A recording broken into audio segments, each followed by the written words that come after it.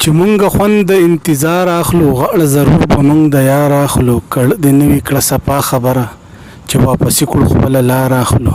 بسم الله الرحمن الرحیم. ملګرو سلامونه، نیکې هیلې احترامات مو ومنئ. ستاسو ورور روزمینی سبزیم په پروګرام ادبي زغال کې څنګه چې تاسو ته پته ده چې په دې پروګرام کې مونږ د ښه شاعرانو پسې ګرځو، د هغوی نه شعرونه او غزلې ریکارډ کو، تاسو ته پوښتنه مینه ډالۍ کو. ملګرو نن په دې سلسله کې مونږ چملې ته راغلي یو، د ګلزاده ترین صاحب خواله راغلي یو. د هغه نه به خواږه شعرونه، هغه د صفت محتاج نه دی، ټول ملګري پیژني. ښه لیکوال دی، یو ښه شاعر دی، یو ځوان فکره شاعر دی او ډېر خوږ اواز له خدای ورکړی دی. د هغه نه به خواږه شعرونه غزلې اورو، تاسو ریکارډ کو به تاسو ته به پوښتنه مینه ډالۍ کو. نو په پروګرام ادبي زغال کې د ټولو ناول مونږ ګلزاده ترین صاحب ته په خیرالۍ او مننې کو.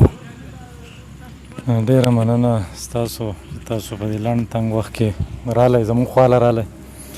دا به ستاسو زموږ سره مینې او شاعري خو جوړوي مونږ سره، زموږ به سره ټوټه پوټه شاعري. نو لومبۍ به سره زه خپل یو څو شعرونه دغه کوم بغیر ترنم کې به ته بیا بل دغه و.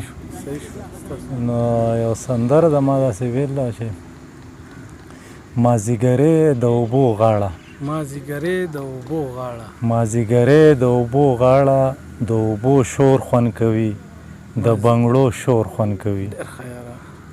او دا د کلاو دالان خوبونه او ساړه بادونه، دا د کلاو دالان خوبونه او ساړه بادونه، شمارم د ستورو کتارونه او ساړه بادونه. او چې پکې اوسو مونږه دواړه، د غرونو کور خوند کوي، د بنګړو شور خوند کوي. او چې جمع تیر شي سپرلی راشي نو چې پاتې نشي، چې جمع تیر شي سپرلی راشي نو چې پاتې نشي، چې پسرلی سیمې ته راشي نو چې پاتې نشي. دا د مابڼ د غرونو غاړه، د مرغو شور خوند کوي، د بنګړو شور خوند کوي. او ما د ماښام تنور بل کړی راته ته یادېږي، ما د ماښام تنور بل کړی راته ته یادېږي، ما د ماښام تنور بل کړی راته ته یادېږي، خپل هر یو کار مې سنبال کړی راته ته یادېږي. او سپوږمۍ د غر په سر ولاړه، د لمبو اور خوند کوي، د بنګړو شور خوند کوي. او اخري انتره چې بس ته یو بل په انتظار وي د میونو سوي، بس ته یو بل په انتظار وي د میونو سوي، د خپلې مینې سره کار وي د میونو سوي. او ترینه راکه سمه غاړه، د موټو زور خوند کوي، د بنګړو شور خوند کوي.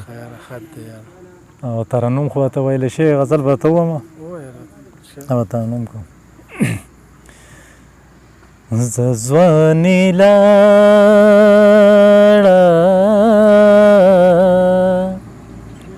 ستا د زلفو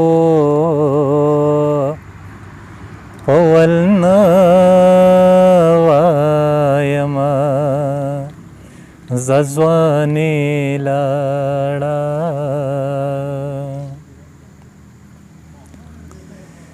ماته تمغه د بدره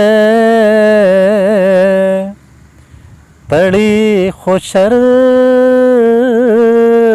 داده، ماته تمغه د بدره تړي خو شرط داده، چې زه د دې